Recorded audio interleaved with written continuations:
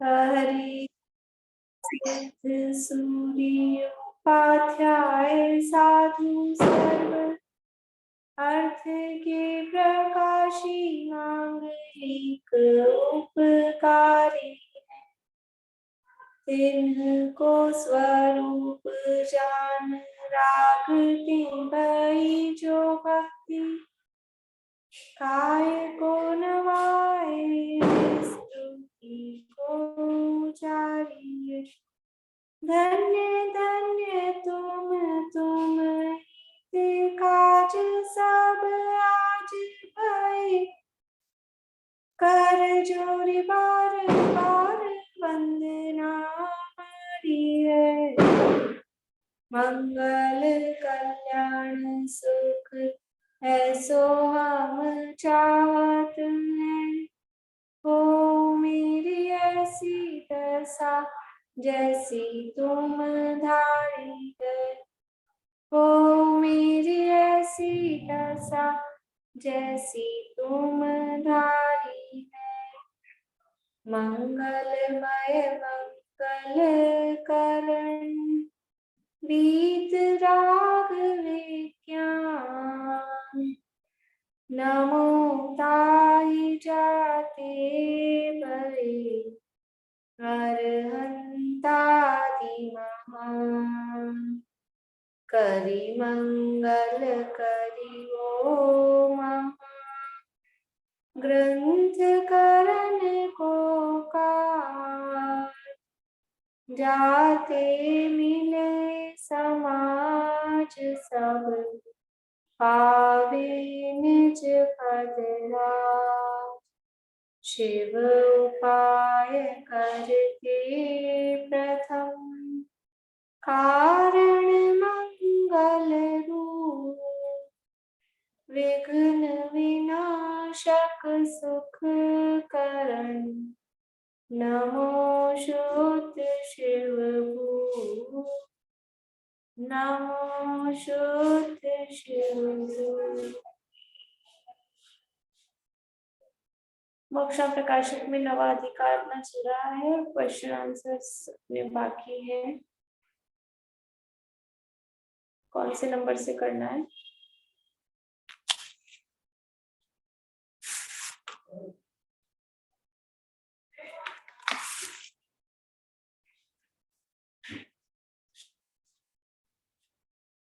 कितने हो गए थे मेरे को ध्यान नहीं है।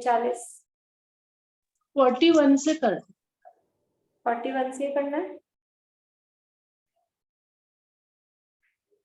40 हो गए थे बराबर, ठीक है। 41 पेज नंबर 310 निर्णय करने में उपयोग नहीं लगता उसका कारण तो कर्म है। पहले पीछे कहा था कि निर्णय नहीं करता है इसलिए काम नहीं हो रहा है, बोले निर्णय करने में उपयोग नहीं लग रहा उसका कारण भी तो कर्म है।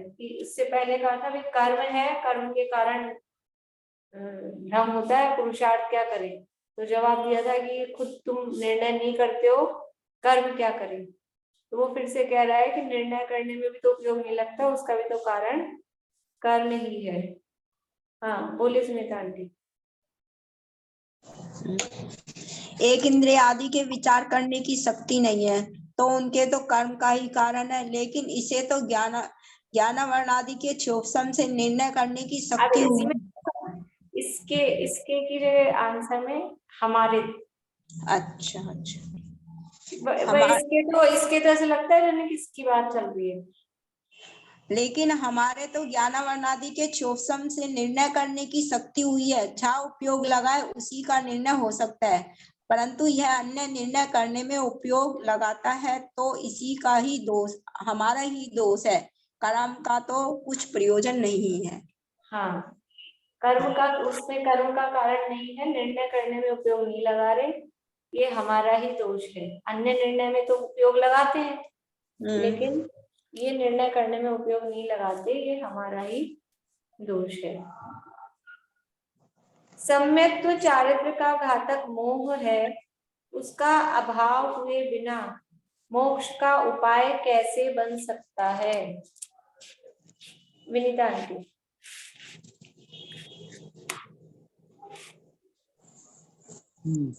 तत्व निर्णय करने में उपयोग न लगाए, यह तो इसी का दोष है, अर्थात हमारा ही दोष है। अब ये ध्यान रखना है, मैंने स्मिता आंटी को कहा कि इसी का ठीक है, हमारा ही दोष है। खाली नहीं रखना, जवाब अपने को अपनी भाषा में। हाँ, हमारा ही दोष है। तथा पुरुषार्थ से तत्व निर्णय में उपयोग लगाए तब स्वयं भी मोक्ष का अभाव होने पर सम्यक मोक्ष के उपाय का पुरुषार्थ बनता है। इसलिए मुख्यतः से तो तत्व निर्णय करने में उपयोग लगाने का पुरुषार्थ करना तथा उपदेश भी देते हैं, सो यही पुरुषार्थ कराने के अर्थ दिया जाता है। तथा इस पुरुषार्थ से मोक्ष के उपाय का पुरुषार्थ अपने आप सिद्ध होगा। सम्यक चैत का घातक मोह है, उसका अभाव हुए बिना मोक्ष का उपाय कैसे बन सकता है, ये प्रश्न था। लेकिन कह रहे कि वो जो निर्णय में उपयोग नहीं लगा रहे, ये तो हमारा ही दोष है। हम निर्णय में उपयोग लगाएंगे तो ये जो मोह है उस मोह का भी अभाव होगा और निर्णय करने में उपयोग बनेगा। जो जीव तत्व निर्णय न करने में, म्यूट करिए आपका।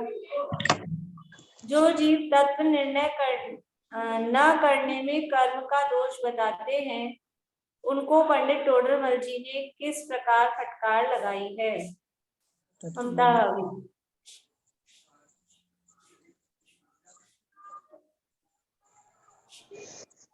तत्व निर्णय न करने में किसी कर्म का दोष है नहीं, हमारा ही दोष है। परंतु हम तो स्वयं महंत रहना चाहते हैं और अपना दोष कर्मादिक को लगाते हैं, सो जिन आज्ञा माने तो ऐसी अनीति संभव नहीं है। आगे पूरा लेना है? हाँ, पूरा लेना है, पूरा। हाँ, तुझे तो विषय कसाय रूप ही रहना है, इसलिए झूठ बोलते हैं। मोक्ष की सच्ची अभिलाषा हो तो ऐसी युक्ति किस लिए बनाए? सांसारिक कार्यों में अपने पुरुषार्थ से सिद्धि न होती जाने, तथापि पुरुषार्थ से उद्यम किया करते हैं। यहाँ पुरुषार्थ खो बैठे हैं, इसलिए जानते हैं कि मोक्ष को देखा देखी उत्कृष्ट कहते हैं।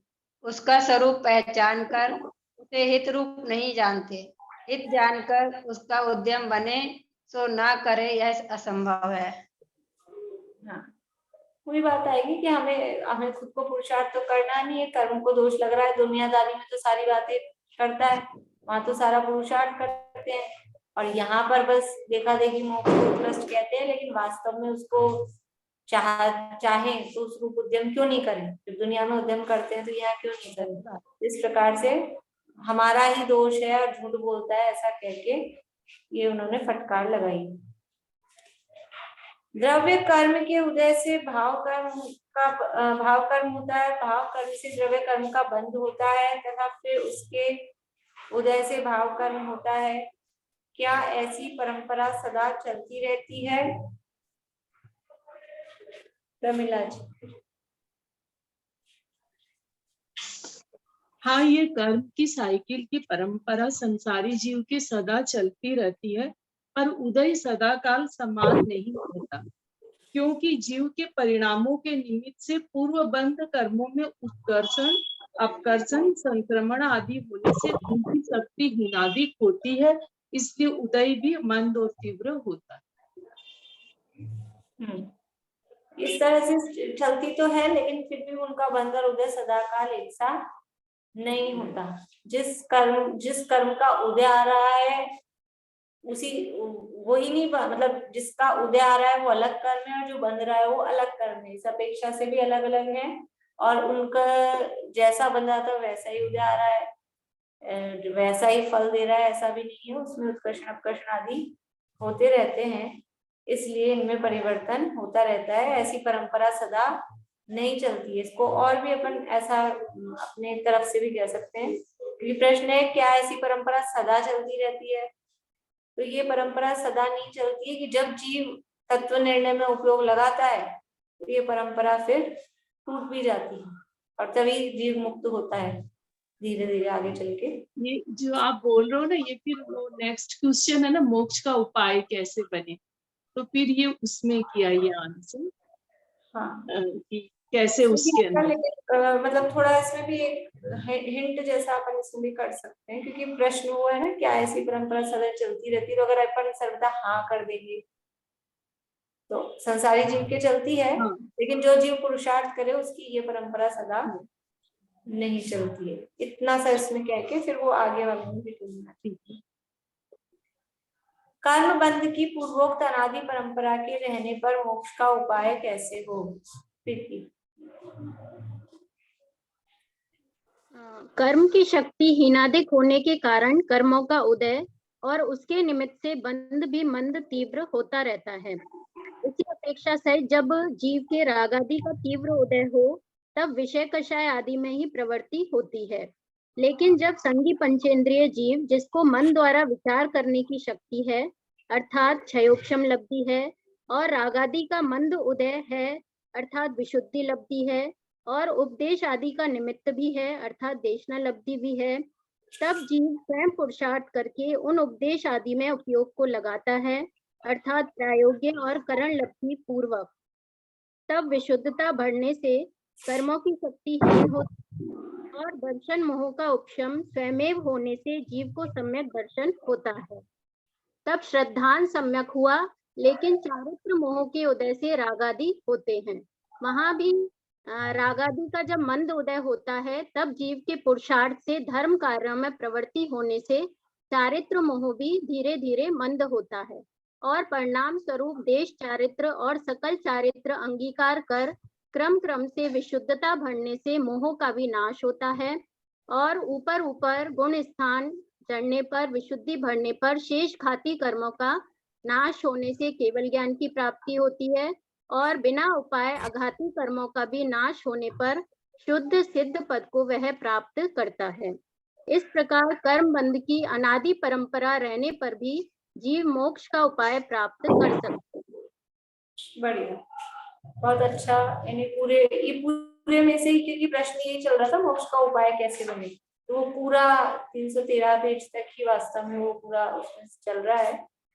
तो उसको समराइज करके कि जब जीव पुरुषार्थ का, एक इंद्रियादि में तो शक्ति है नहीं, और जब ये संगी पंचेंद्रिय होता है, संगी पंचेंद्रिय पर्याय प्राप्त होने पर फिर रागादिक मंद हो, कषाय मंद हो, उपदेश का निमित्त मिले, फिर उसमें भी ये विचार करे, फिर विचार करके भी पुरुषार्थ करे, तब कहीं जाके वो पहले तो पुरुषार्थ उसमें कार्यकारी है, फिर वो पुरुषार्थ करे और नहीं करे विषय कषाय के कार्य में प्रवृत्तता रहे, तब तो कुछ होगा नहीं। और पुरुषार्थ करे तो विशुद्धता बढ़ेगी, फिर आगे दर्शन मोह आदि का उपशम होगा, फिर धीरे चारित्र में भी समझ लीजिए देश चारित्र आदि की प्राप्ति होगी, और फिर चार घातिया कर्मों का अभाव होगा, और उसके बाद में फिर बचे हुए अन्य कर्मों का भी अपने आप अभाव होके और फिर सिद्ध दशा की प्राप्ति होती है। तो ये उपाय बनता है।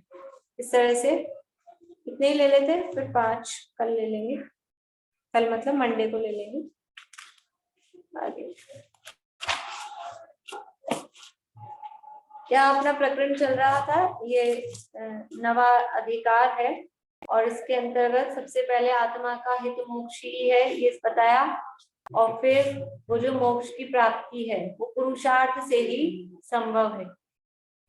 क्यों बताया ये सब? क्योंकि स्वरूप तो बताना है मोक्ष मार्ग का, मोक्ष मार्ग का स्वरूप बताना है, लेकिन वो मोक्ष हित रूप है, वो प्राप्त करने योग्य है, पहले तो वो बताए, और उसके बाद में ये जो मोक्ष की प्राप्ति होगी वो कैसे होगी, अपने आप ही हो जाएगी जादू से, करनी पड़ेगी, तो अपने आप नहीं होगी, पुरुषार्थ से ही मोक्ष प्राप्ति संभव है। ये सिद्ध किया पूरा इस सब में, ये सिद्ध किया कि मोक्ष की प्राप्ति पुरुषार्थ से ही संभव है। अब जाके जब अपन तैयार हैं कि मोक्ष आत्मा का हित मोक्ष में ही है, मोक्ष प्राप्त करना चाहिए, वो मोक्ष मुझे अपने ही द्वारा प्राप्त होगा, खुद को ही पुरुषार्थ करने से प्राप्त होगा। अब मोक्ष मार्ग का स्वरूप यहाँ पर कहते हैं। तो ये अपन ने शुरू किया था, पर यहाँ से अपन पढ़ के आगे बढ़ेंगे 313 पेज से ही, मोक्ष मार्ग का स्वरूप हेडिंग से ही, ताकि वो विषय अपना जुड़ जाए। अब मोक्ष मार्ग का स्वरूप कहते हैं जिनके निमित्त से आत्मा अशुद्ध दशा को धारण करके दुखी हुआ, ऐसे जो मोहादि कर्म उनका सर्वथा नाश होने पर केवल आत्मा की सर्व प्रकार शुद्ध अवस्था का होना वह मोक्ष है। चर्चा अपन ने की थी उस दिन पिछली क्लास में, जो भी लास्ट क्लास हुई थी, कि ये जो आत्मा की अशुद्ध दशा है, उस आत्मा की अशुद्ध दशा जो भी कर्म है उनका नाश होकर शुद्ध दशा की जो प्राप्ति हो उसका नाम मोक्ष है। मोक्ष मतलब कर्म की तरफ से देखते हैं तो कर्मों का अभाव, लेकिन जीव की तरफ से देखेंगे तो शुद्धता की पूर्णता, आत्मा की पूर्ण शुद्ध दशा का नाम मोक्ष है। क्योंकि मोक्ष है वो जीव की अवस्था है, जीव की अवस्था है, सातों ही तत्व है, वो जीव की भाव रूप जो है वो जीव की अवस्था है। तो जीव की कैसी अवस्था का नाम मोक्ष है? शुद्ध अवस्था का नाम मोक्ष है, और अशुद्ध अवस्था का नाम संसार है या बंध है, ऐसा कहो। तो वो जो मोक्ष है, उस मोक्ष का जो उपाय उसका नाम मोक्ष मार्ग जानना। वहां कारण, अब जो उपाय, उपाय का मतलब है कारण। देखो यहाँ मोक्ष की चर्चा नहीं कर रहे, यहाँ मोक्ष के उपाय की, और उपाय मतलब है कारण। द्रव्य संग्रह में गाथा है अपने इसी में तीसरे अधिकार में, संबंधन नाणम चरणम मोक्षस कारणम जाने। ये मोक्ष के क्या है? कारण है। तो सम्यक दर्शन ज्ञान चारित्राणी मोक्ष मार्ग है। मार्ग मतलब मोक्ष का उपाय, मोक्ष का कारण। यहाँ कह रहे कारण अनेक प्रकार के होते हैं, और यहाँ जो उदाहरण स्वरूप भी बताएंगे वो मोक्ष मार्ग के संदर्भ में बताएंगे। कारण अनेक प्रकार के होते हैं। कितने प्रकार के कारण बताए थे? 3 प्रकार के बताएंगे दर्शन भी। बिना तो कार्य नहीं, और जिनके होने पर कार्य हो या नहीं, और मुनि धारण के बिना मोक्ष नहीं होता। ये दो तो सही, ये तो उदाहरण आ गया। तीसरा बताइए। तीसरा, कितने कारण ऐसे हैं जिनके होने पर कार्य की सिद्धि तो होती है, कार्य की सिद्धि तो होती है, और जिनके न होने पर सर्वथा कार्य की सिद्धि बढ़िया। कौन से 3 कारण हैं? बोलिए, कौन बोलेंगे अंदर से? भारती आंटी बोलेंगे। मुनिलिंग धारण करना नहीं, उदाहरण 3 प्रकार के कारण आपको वैसे ही बताने।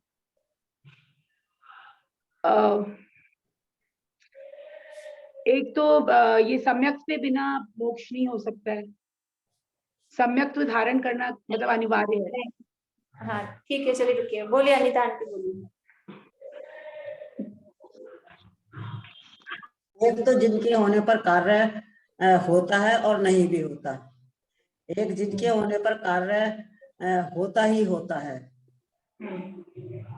2 ही हुए, 2 हुए ना, बीच वाला रह गया। बीच का रह गया।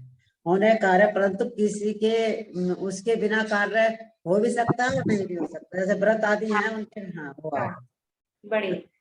यानी कारण 3 प्रकार के होते हैं। कौन से 3 प्रकार के होते हैं? कि कुछ कारण तो ऐसे होते हैं कि जिनके नहीं होने पर तो कार्य नहीं होता है, वो नहीं होगा तो कार्य नहीं होगा, लेकिन उसके होने पर भी कार्य हो भी और नहीं भी हो, गारंटी नहीं। पहला कारण तो ये, उसका उदाहरण क्या दिया? जैसे मुनिलिंग, मोक्ष मार्ग में मुनिलिंग धारण किए बिना मोक्ष नहीं होगा, जिसके नहीं होने पर कार्य नहीं होगा। मुनिलिंग धारण किए बिना तो मोक्ष नहीं होगा, लेकिन जिसके होने पर भी कार्य हो भी और नहीं भी हो, मुनि बन भी गया तो भी मोक्ष हो भी सकता है, नहीं भी हो सकता है। तो ये पहले प्रकार का कारण हुआ। दूसरे प्रकार के कारण कौन से? जिनके होने पर, मुख्य रूप से जिनके होने पर कार्य हो भी जाता है, लेकिन जिनके नहीं होने पर भी कार्य हो जाए, जैसे कि तपस्या आदि होते करते हैं तो मोक्ष हो जाता है, लेकिन तपस्या आदि नहीं भी हो, बाहरी अंशनादि तप की बात की, अंशनादि तप, तो वो नहीं भी हो तो भी मोक्ष हो जाता है। फिर उदाहरण दिया, जैसे भरत चक्रवर्ती आदि ने कोई अंशनादि इस तरह के बहिरंग तप नहीं किए, फिर भी उनको मोक्ष की प्राप्ति हो गई। लेकिन ऐसा कोई जीव नहीं होगा कि जिसने मुनिलिंग धारण नहीं किया और मोक्ष चला गया, ऐसा नहीं हो सकता। तो पहला कारण क्या था? जिसके नहीं होने पर तो कार्य नहीं हो, लेकिन जिसके होने पर कार्य हो भी और नहीं भी हो। दूसरा कारण कि जिसके होने पर कार्य हो भी और नहीं होने पर भी कार्य हो, ये तपश्चरण आदि। और तीसरे कारण क्या है कि जिसके होने पर कार्य नियम से हो और जिसके नहीं होने पर कार्य नियम से नहीं हो। दिन की जो भाषा अपनी चल रही है व्याप्ति वाली, ये अन्वय व्यतिरेक दोनों तरफ से, जिसमें व्याप्ति घटे कि जिसके होने पर तो कार्य हो अस्थि रूप से भी और जिसके नहीं होने पर कार्य नहीं हो। अन्वय व्यतिरेक का वो वाला वैसा अर्थ नहीं लगा ना, अस्थि नास्ति रूप लगा ना, दोनों तरफ से जिसमें नियम लागू पड़ रहा वो है परफेक्टली नियम कारण। और ऐसा कारण क्या है मोक्ष का? ऐसा कारण है रत्नत्रय, कि रत्नत्रय होने पर मोक्ष अवश्य होता ही होता है और रत्नत्रय नहीं होने पर मोक्ष नहीं ही होता। जिसके होने पर कार्य होता ही है, जिसके नहीं होने पर कार्य नहीं होता। इस तरह से 3 प्रकार के यहाँ पे कारण बताए थे कि कोई कारण तो ऐसे होते हैं जिनके हुए बिना तो कार्य नहीं होता और जिनके होने पर कार्य हो या न भी हो। जैसे मुनिलिंग धारण किए बिना तो मोक्ष नहीं होता, परंतु मुनिलिंग धारण करने पर मोक्ष होता भी है और नहीं भी होता। तथा कितने ही कारण ऐसे हैं कि मुख्यतः तो जिनके होने पर कार्य होता है परंतु किसी के बिना हुए भी कार्य सिद्धि होती है।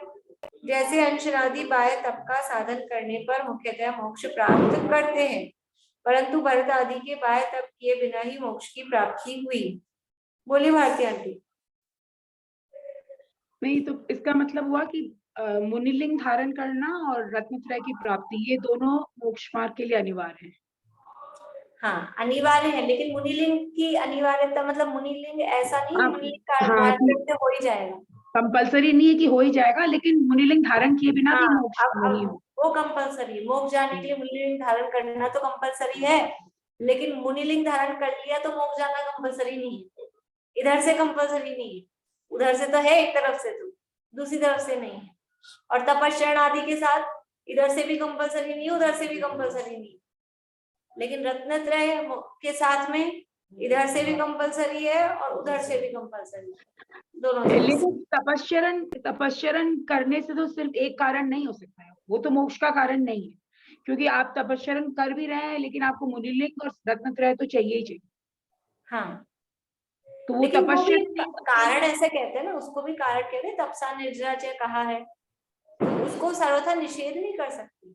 मतलब ऐसा नहीं अपन कह सकते तप करने से भी, ऐसे बोलते तप करने से मुक जाते हैं, तप से कर्म खिलते हैं, तो उसको भी एक कारण का है, वो भी एक कारण है, लेकिन वो एक्यूरेट कारण नहीं, एग्जैक्ट कारण नहीं। वो होगा तो भी मोक्ष हो भी जाता है, हो जाता है, तप से कर्मों की निर्जरा होती है ऐसा कहा ही जाता है, तो वो भी कारण है, लेकिन परफेक्ट कारण नहीं है। और मुनिलिंग भी कारण है, मुनिलिंग तो चाहिए, वो कंपलसरी है, लेकिन फिर भी वो परफेक्ट कारण नहीं। और रत्नत्रय है वो परफेक्ट कारण है। तथा कितने ही कारण ऐसे हैं जिनके होने पर कार्य सिद्धि होती ही होती है और जिनके न होने पर सर्वथा कार्य सिद्धि नहीं होती। जैसे सम्यक दर्शन ज्ञान चारित्र की एकता होने पर तो मोक्ष होता ही होता है और उनके न होने पर सर्वथा मोक्ष नहीं होता, ऐसे यह कारण कहे। उनमें अतिशय पूर्वक नियम से, अतिशय पूर्वक मतलब जो एक्यूरेट परफेक्ट कारण है वो अतिशय पूर्वक नियम से मोक्ष का साधक जो सम्यक दर्शन ज्ञान चारित्र का एक ही भाव सो मोक्ष मार्ग जानना। इन सम्यक दर्शन, सम्यक ज्ञान, सम्यक चारित्र में एक भी न हो तो मोक्ष मार्ग नहीं होता। इनकी एकता मोक्ष मार्ग है तीनों की। तीनों अलग अलग सिंगल हो, कोई दो हो, कोई एक हो तो भी मोक्ष मार्ग यानी मोक्ष हो जाएगा, ऐसा नहीं है। इसलिए हम, क्योंकि हम मोक्ष का उपाय बता रहे हैं, अपन कहते हैं रत्नत्रय होने पर, लेकिन रत्नत्रय परफेक्टली पूरा एकता रूप होगा ना तो मोक्ष होगा ही होगा, इसलिए ये एग्जैक्ट कारण है। अपन को ऐसा लगता है रत्नत्रय हो गया 2-4 भाव बाद मोक्ष हो रहा है, तो वहां अभी नीचे आगे वाले पैराग्राफ की बात कर रहे हैं, ये भी बुक एकता नहीं हुई है, उसकी पूर्णता, एकता का अर्थ पूर्णता के रूप में भी लेना। फिर सम्यक दर्शन ज्ञान 1000 वर्ष तक आदिनाथ भगवान मोक्ष नहीं हुआ, सम्यक दर्शन ज्ञान चारित्र होता। हाँ, तो वो हुआ ना, इसी भाव में हो गया ना उनको। वहाँ यहाँ तो ऐसा कि जैसे पूर्व भाव में वो थे, समझ लीजिए, तब नहीं हुआ ना, सम्यक दृष्टि हो गए थे, उसके बाद भी नहीं हुआ, स्वर्ग में थे, उससे पहले थे, तब नहीं हुआ, तो वहां पर वो एकता नहीं हो पाई, वो पूर्णता नहीं हो पाई। एकता का अर्थ पूर्णता के रूप में लेना, क्योंकि पूर्व भावों में भी मुनि तो बने, सम्यक दर्शन ज्ञान भी था, मुनि भी बन गए, चारित्र भी हो गया, और ऐसा भी आता है, शायद आदिनाथ भगवान का ही आता है, पिछले भाव में भी वो 11वें गुण स्थान तक चढ़े। जैसे द्रव्यलिंगी मुनि है,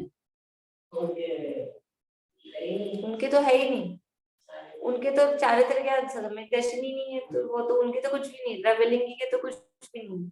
लेकिन आप समझो कि आदिनाथ भगवान पिछले भाव में जब मुनि बने, ये आदिनाथ का भाव, उससे पहले सर्वार्थ सिद्धि का भाव, उससे पहले वाला भाव, तो उससे पहले जिस भाव में वो मुनि बने थे, तब वो 11वें गुण स्थान तक गए, उपशम श्रेणी का आरोहण किया।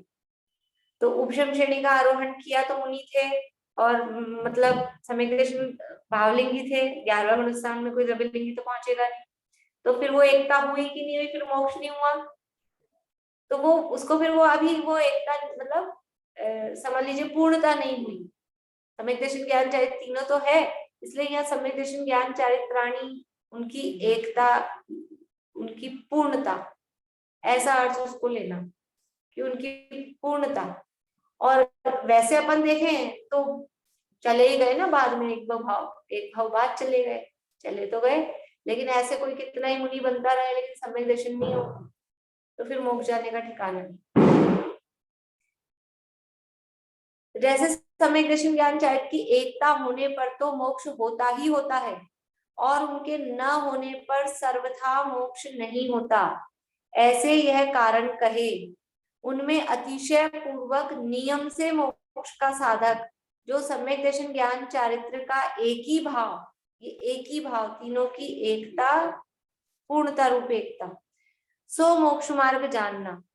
इन सम्यक दर्शन, सम्यक ज्ञान, सम्यक चारित्र में एक भी ना हो तो मोक्ष मार्ग नहीं होता, एक भी नहीं है तो मोक्ष मार्ग। अब यहाँ देखो, जो मोक्ष मार्ग कह रहे हैं ना, वो मोक्ष मार्ग समझ लीजिए, वो तीनों की एकता रूप तीनों हो, और मुनि दशा रूप जो मोक्ष मार्ग है, उसी को मोक्ष मार्ग कह रहे हैं। यहाँ देखो आगे, वही सूत्र में कहा है, सम्यक दर्शन ज्ञान चारित्राणी मोक्ष मार्ग। सूत्र मतलब तत्वार्थ सूत्र, उसको ही सूत्र कहते हैं शॉर्ट में।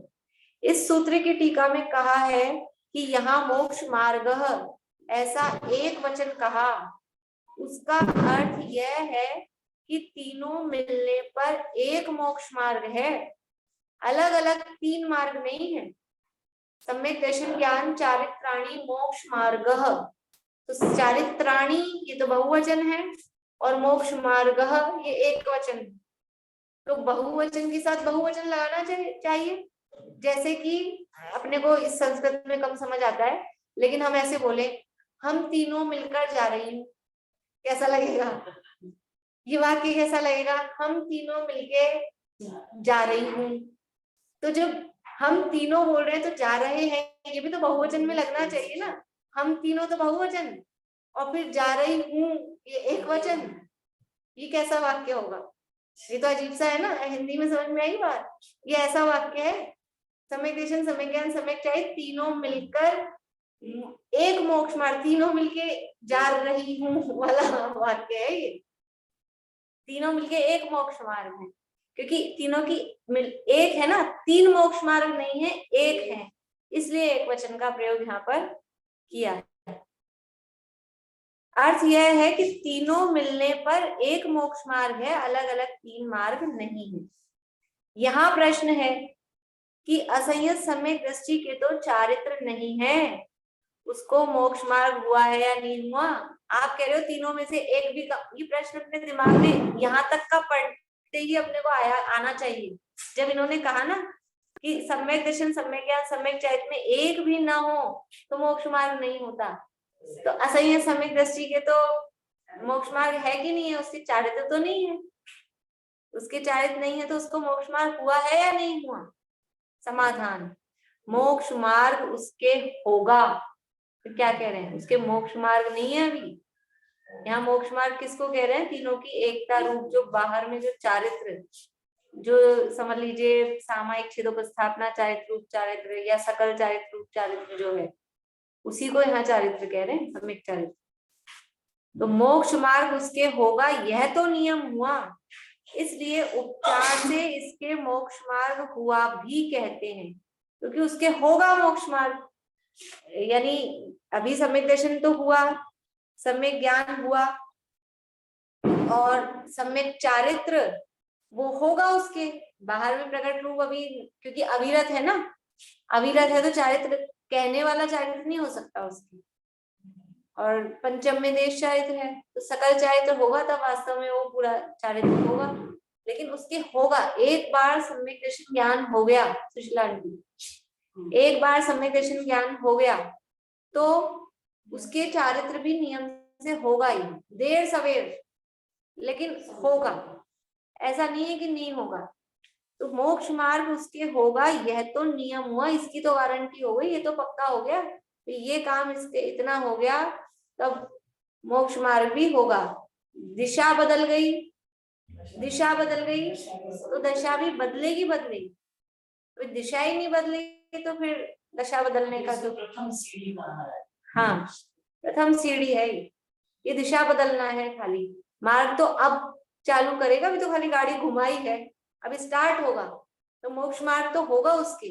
ये तो नियम, गाड़ी घूम गई ना उसकी, तो ये तो नियम है, तो मोक्ष मार्ग उसके होगा, यह तो नियम हुआ, इसलिए उपचार से इसके मोक्ष मार्ग हुआ भी कहते हैं। बहुत वही बात कि अपन ने, अब आप घर से उतरे होंगे, समझ लो घर से निकले और फिर पीछे से कोई पूछे कि वो तो मंदिर गई, यही कहेंगे ना, अभी पहुंचे नहीं है, अभी तो घर के नीचे ही होंगे अपने, लेकिन फिर भी क्या कहते हैं, क्योंकि दिशा मंदिर की हो गई और यहाँ से अपन निकल लो और घर की दिशा हो गई, तो क्या कहेंगे, वो तो घर गए, तो दिशा बदल गई, मोक्ष मार्ग उसके होगा, यह तो नियम हुआ, इसलिए उपचार से, पहुंचे नहीं है लेकिन उपचार से इसके मोक्ष मार्ग हुआ भी कहते हैं। परमार्थ से सम्यक चारित्र होने पर ही मोक्ष मार्ग होता है। वास्तव में मोक्ष मार्ग कब होता है, जब सम्यक चारित्र, और यहाँ सम्यक चारित्र का मतलब वो सकल चारित्र रूप जो सम्यक चारित्र, उसको सम्यक चारित्र समझिए, होने पर ही मोक्ष मार्ग होता है। जैसे किसी पुरुष को किसी नगर चलने का निश्चय हुआ, इसलिए उसको व्यवहार से ऐसा भी कहते हैं कि यह उस नगर को चला है।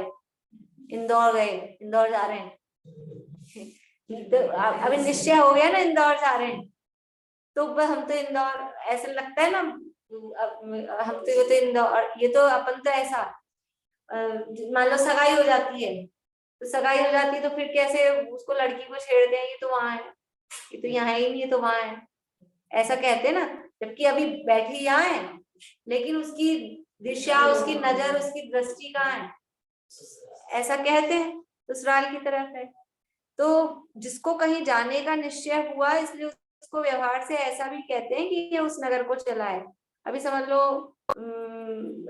प्रतिभा अभी का, उनका ट्रांसफर हो गया ना, तो अब अपने को कैसे लग रहा है, वो तब आ ही रहे, और वहां वालों को कैसे लग रहा होगा, ये तो गए जयपुर, ये तो गए जयपुर। अब यहाँ से जब ट्रांसफर हुआ था, जब अपने को कैसा लगा था, चाहे 1-2 महीने तक रुके रहे बाद में, लेकिन ये तो गए, ये तो गए, ऐसा लगता है ना। तो वो दिशा बदलते ही अपने को ऐसा लगता है कि उस नगर को गया। परमार्थ से मार्ग में गमन करने पर ही चलना होगा। उसी प्रकार असंयत सम्यक दृष्टि को वीतराग भाव रूप मोक्ष मार्ग का श्रद्धान हुआ, इसलिए उसको उपचार से मोक्ष मार्गी कहते हैं। देखो क्या कह रहे हैं, मतलब ये बात अपने को आज तक अपन, मैंने पहली बार ये पैराग्राफ पढ़ा था ना, तो एकदम से हजम नहीं हुआ कि क्या कह रहे हैं, क्योंकि चौथे गुणस्थान वाली को उपचार से मोक्ष मार्गी कह रहे हैं, अपन तो उसको मोक्ष मार्गी कहते हैं, लेकिन उसको उपचार से मोक्ष मार्गी कह रहे हैं। तो ये इसीलिए पहले अनुयोग वाला पाठ पढ़ा दिया कि कहीं किसी अपेक्षा से कथन मिलेगा, कहीं किसी अपेक्षा से कथन मिलेगा, एकदम से ऐसे नहीं हो जाना कि क्या कह रहे हैं क्या कह रहे हैं। परमार्थ से वीतराग भाव रूप परिणमित होने पर ही मोक्ष मार्ग होगा तथा प्रवचन सार में भी तीनों की एकाग्रता होने पर ही मोक्ष मार्ग कहा है। इसलिए यह जानना कि तत्व श्रद्धान ज्ञान बिना तो रागादि घटाने से मोक्ष मार्ग नहीं है। तत्व श्रद्धान ज्ञान बिना रागादि घटाए तो मोक्ष मार्ग नहीं है, और रागादि घटाए बिना तत्व श्रद्धान ज्ञान से भी मोक्ष मार्ग नहीं है। देखो दोनों को ले लिया। पहले वाला क्या है? तत्व श्रद्धान ज्ञान बिना। अब हम कितने हम कहो रागादि कम है, द्रव्यलिंगी हो गया, सारी चमड़ी उधेड़ के और नमक मिर्च डाले तो भी कितने रागादि मंद है, बिल्कुल क्रोध या की कोर ही लाल नहीं हो रही, कुछ मतलब नहीं है, क्योंकि तत्व श्रद्धान ज्ञान ही नहीं। कितने ही अभी मंद कषाय, कुछ व्यक्ति बाय नेचर ही मंद कषाय होते हैं, धर्म पढ़े सुने नहीं, उसकी जरूरत नहीं धर्म पढ़ने सुनने की, वो ऐसा ही कुछ समझ लो पूर्व का उदय इस तरह के होते हैं कि मंद कषाय में भी समझ लो बाहर प्रकट रूप से क्रोध, प्रकट रूप से लोभ ये नहीं दिखता है, उस हिसाब से अपन कह देते हैं कि मंद कषाई। तो वो उसके लिए मतलब कोई अलग से कुछ वो नहीं है। अब वो मंद कषाई है तो क्या वो मोक्ष मार्गी है? ये तत्व श्रद्धान ज्ञान नहीं है तो ये कषाय कम है, ये तो रोटेशन चलता है, अभी कम है फिर वो बढ़ भी जाती है, बढ़ेगी।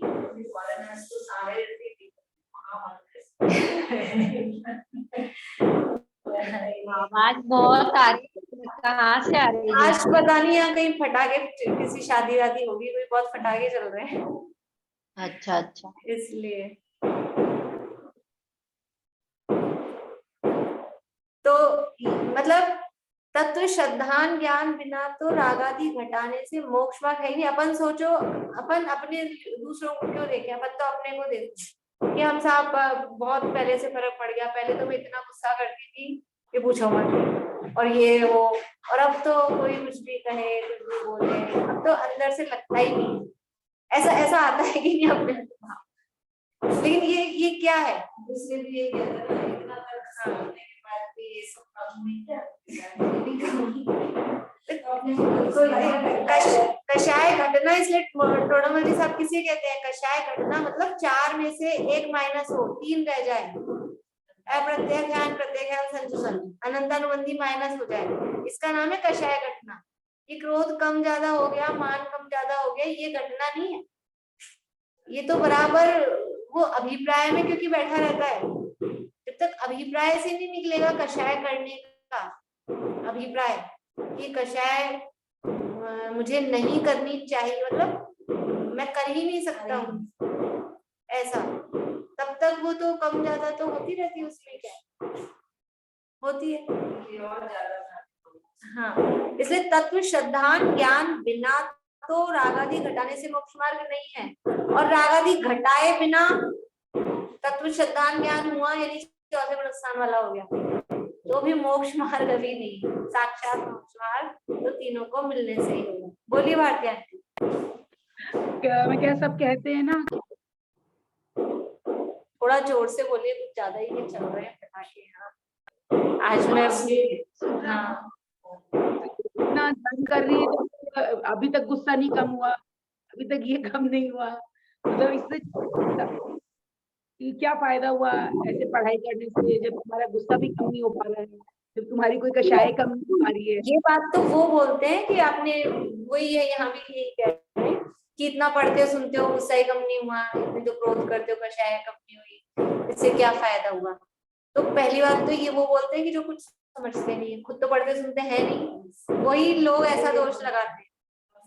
और कदाचित पढ़ने सुनने वाला भी ऐसा कहे तो वो भी, हाँ उसमें, क्योंकि ये नहीं, ऐसा नहीं कि कषायों का पोषण है कि कषाय करने योग्य कर ली तो अच्छी बात है, कषाय तो कम होनी ही चाहिए, पढ़ने सुनने से थोड़ा तो फर्क पड़ना ही चाहिए, लेकिन फिर भी भूमिका के अनुसार हो सकती है ना, अगर हो गई, मतलब भूमिका तो वही है ना पहले गुण स्थान वाली, अब भूमिका बढ़ गई हो, चौथे गुण स्थान में आ गया हो, और फिर उस चौथे पुनरुत्थान वाले की भी दिखने की कषाय तो पहले जैसी वाली होती है।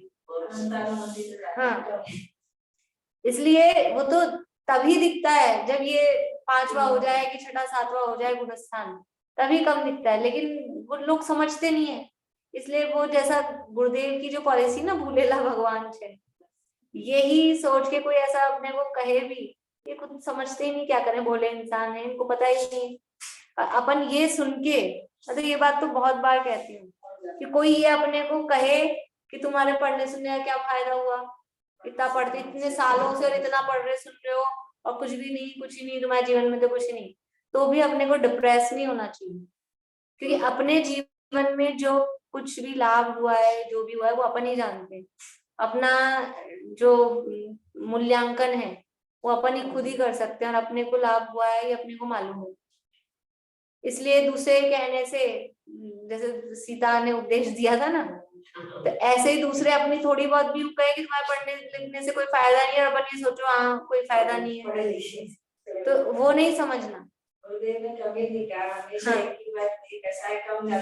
बल्कि हाँ, ये सोचना जरूर कि हाँ हमारे को कुछ ऐसा भी होना चाहिए कि दूसरे आगे से ये आरोप नहीं लगा पाए। वास्तव में उस तरफ अपन ध्यान दें, सच्चा धर्म अपने जीवन में प्रकट हो, वो ध्यान देना। लेकिन कहीं अपन किसी के कहने में आके कि कोई फायदा नहीं है, चलो भाई ठीक है, धर्म को नहीं छोड़ना, ठीक है ना, उपाय में लग जाए। हाँ, कसाई कम करने के उपाय में लग जाए। बोलिए आशा आंटी, अनम्यूट मतलब करिए। इसका मतलब तो ये हुआ कि दर्शन मोह का जब तक उपशम या खत्म नहीं हुआ तब तक अनंतानुबंधी कषाय है ही, भले ही राग मंद हो जाए या चाहे जाए, हाँ, बहुत है ही, बहुत कम हो या ना। बिल्कुल बिल्कुल। पहले दर्शन मोह खत्म वो होगा, उपशम कुछ होगा, तब अनंतानुबंधी जाएगी। तभी भले ही जाएगी। आप कितना ही क्रोध कुछ मत करो, लेकिन वो सत्य है ही, हाँ, वो तो है रहेगी, ही, है ही। वो तो अनंतानुबंधी तो कहलाएगी ही।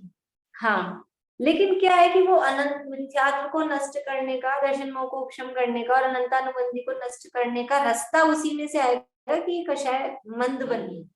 हाँ, मतलब ये है कि अनंतानुबंधी नहीं जा सकती जब तक दर्शन मोह का उपशम नहीं। हाँ, नहीं जा सकती, बिल्कुल।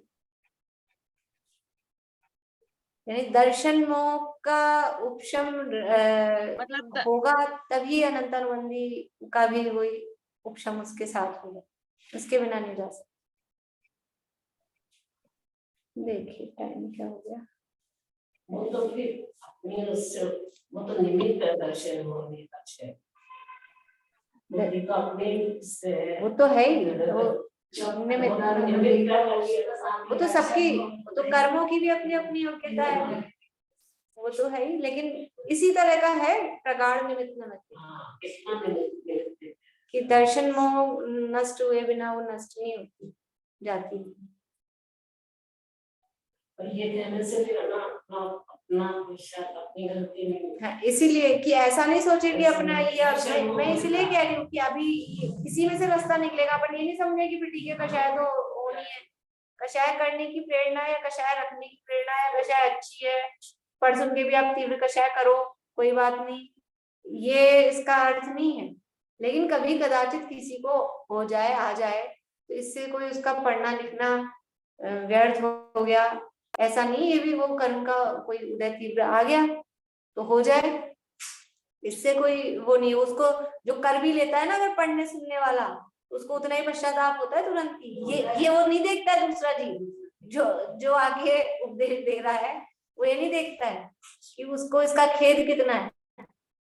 तो हाँ, इसीलिए मैंने कहा ये हमको अपना मूल्यांकन हम खुद करते हैं, हमको मालूम है ये चीज कि कदाचित कषाय हो भी गई तो हमारे अंदर में क्या चल रहा था वो अपने को पता होता है। इसलिए किसी के ऐसे कहने से मतलब ये है कि हम सीधा सा अपन ऐसा कहो कि यहाँ कहा है कि जब तक तत्वार्थ शुद्धान ज्ञान नहीं हुआ तब तक तो बेकार है आदि घटाना, ऐसा बिल्कुल ही व्यर्थ हो, ऐसा नहीं है। जो अभी हम पढ़ रहे हैं सुन रहे हैं वो बूंदे गिर रही है कोरे मटके होगा। हाँ, इसके बिना क्योंकि तत्व निर्णय तो यहाँ से जब तक स्वाध्याय नहीं होगा तो विचार कहाँ से चलेगा, और विचार नहीं चलेगा तो फिर निर्णय किस बात का करेंगे, और निर्णय इन्हीं विचारों में तो होगा। निर्णय का नाम ही तो तत्व श्रद्धान। चाहे मानव हो चाहे विष्णु हो, सब हाँ। है। पर बस अपनी यहाँ अपनी कमी क्या है, ये अपनी कमी ही दिखा रहे हैं कि हम पढ़ते हैं, सुनते हैं, स्वाध्याय करते हैं, फिर बस यही छोड़ के चल देते हैं, वो आगे नहीं बढ़ रहे, विचार नहीं कर रहे। विचार करने पर निर्णय होता है, तो विचार नहीं चलाते हैं। सुबह आए, अपने जो पाठ पूजा बोलनी है वो बोले, भया ठीक है, थोड़ा बहुत किया, माला फेर ली, चल दिए। फिर आएंगे, दिन में घर में कुछ जो बोल पढ़ना सुनना होगा सुन लेंगे, फिर यहाँ आएंगे, फिर यहाँ सुन लेंगे। बैठ के कुछ इसका विचार विवेक पूर्वक शांत होकर कीजिए, ये कभी हमने किया क्या? ये करते हैं क्या? उसके लिए फुर्सत ही नहीं होती। ये तो जैसे से टाइम निकाल के कर लेते हैं उसके लिए फुर्सत।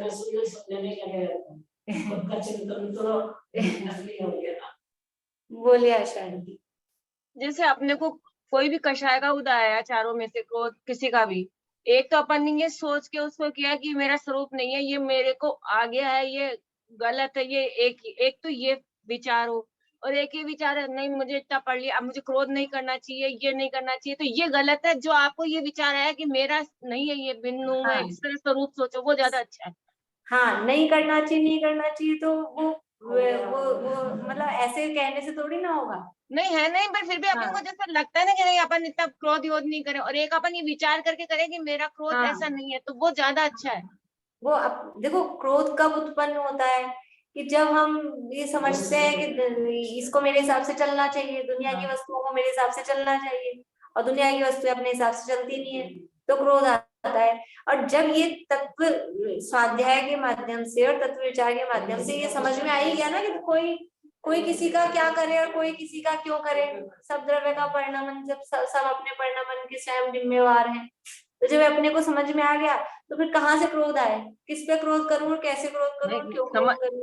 समझ में आने के बाद भी क्रोध आता है, आ जाता है, वो तो नहीं, आता है, लेकिन वो जो उसकी तीव्रता होती है, मतलब तीव्रता भी और फ्रिक्वेंसी भी और टिके रहना भी, तीनों बातें बार बार में, यानी कम भी होगा, जो उसकी फ्रिक्वेंसी है वो भी कम होती है, उसका टाइम पीरियड कितनी देर चला वो भी कम होता है, और कितनी प्रेशर से आया, कितनी फोर्स से आ रहा था वो भी कम होता है।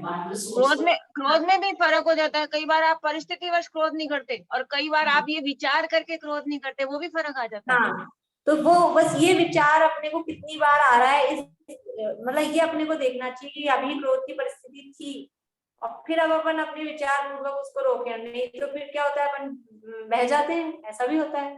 परिस्थिति तो होती है, लेकिन अपन सोच के कि नहीं है तो होना ही, मतलब ये तो क्रोध का तो उदाहरण है, और भी बहुत सारी बातें होती हैं इस तरह की, तो वो तो अपन कर ही लेते हैं, फिर हाँ वो तो बात है करके तो वो चीजें अपनी कम हो, वो अपने को देखना चाहिए। तो ये जब तक ये विचार नहीं होगा ना, होनहार का विचार कि जो होना था वो हो गया, एक ये, और सबका मतलब स्वतंत्रता का विचार, अकर्तृत्व का विचार, क्रमबद्ध का विचार, इन्हीं से सहजता आती है, उन्हीं से कषायमंद होती है कि यही वस्तु स्वरूप।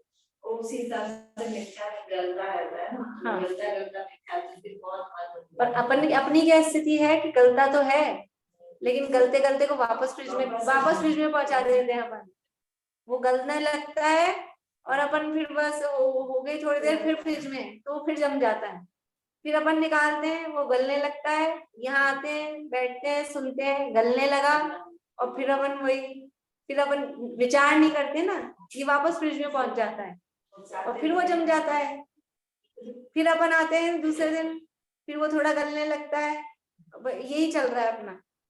तो वो गल के और उसको निकाल के ट्रे खाली कर दो, वो नहीं होता, वो नहीं होता है। देखिए, ये पूरा कर लेते हैं उदाहरण।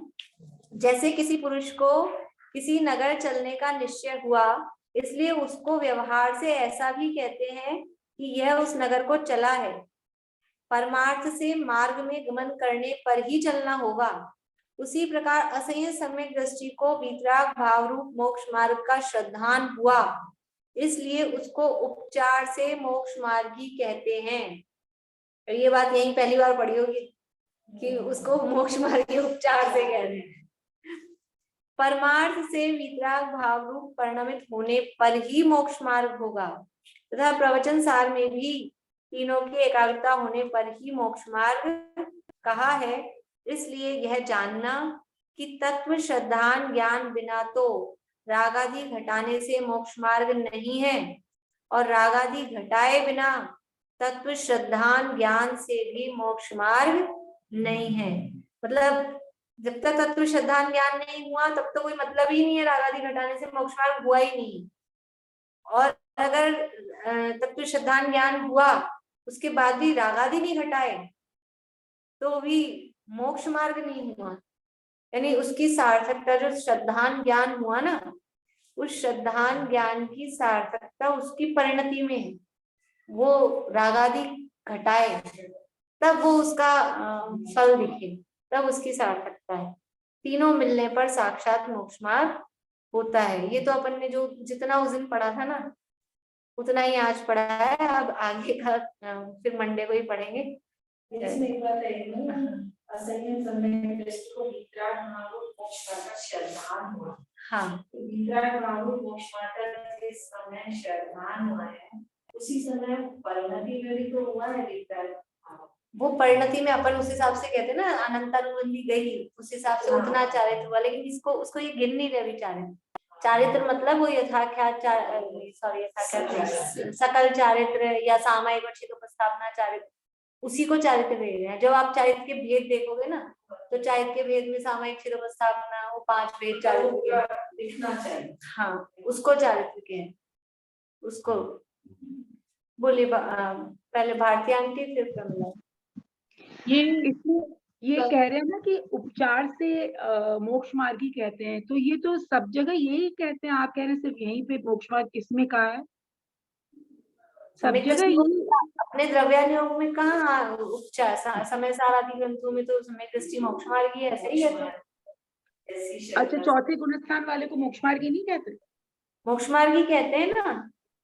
तो यही तो यहाँ पे यही तो कह रहे हैं कि उपचार से उसको मोक्ष मार्ग ही कहते हैं। वहां तो अपन ने उपचार से नहीं सुना, वहां तो अपन ने वही मोक्ष मार्ग ही निश्चय से ही समझ रहे थे। अच्छा, निश्चय समझ रहे थे ऐसा। जैसे बता दिया। हाँ, बोले प्रमिला।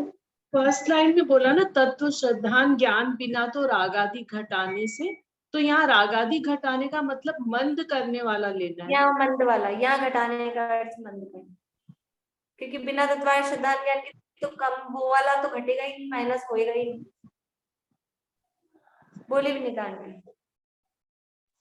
दीदी, मेरा कहने का मतलब ऐसा है, हम जब सीख रहे अपनी परिणति में उतारने के लिए यदि प्रतिकूलताएं हो और हमारा फल बनता है कोई गलत कार्य के लिए, हमें कहना पड़ता है।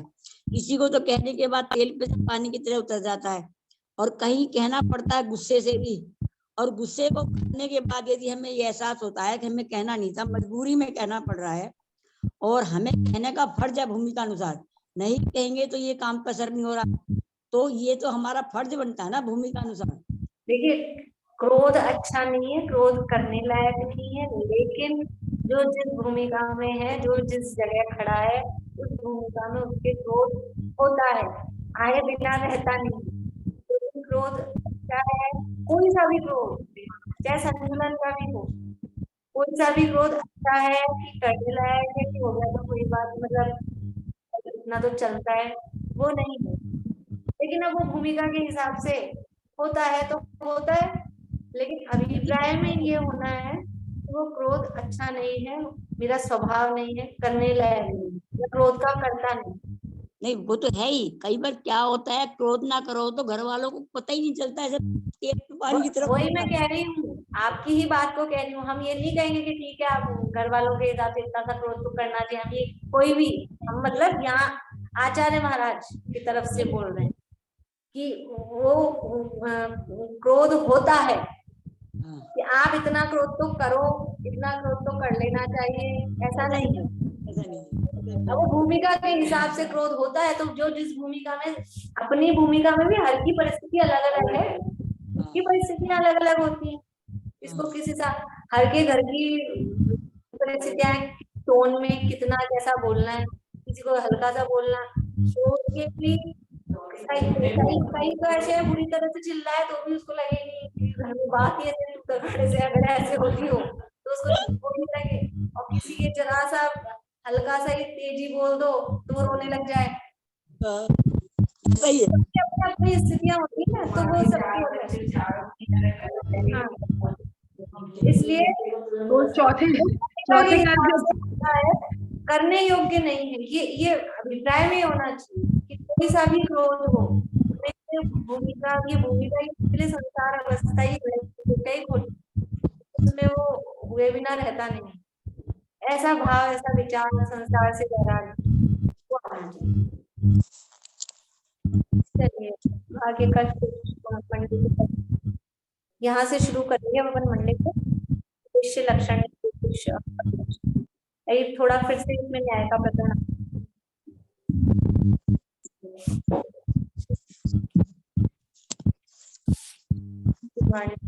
सुशीला आंटी बोलो, मेरी माता को आ गई एक पैराग्राफ।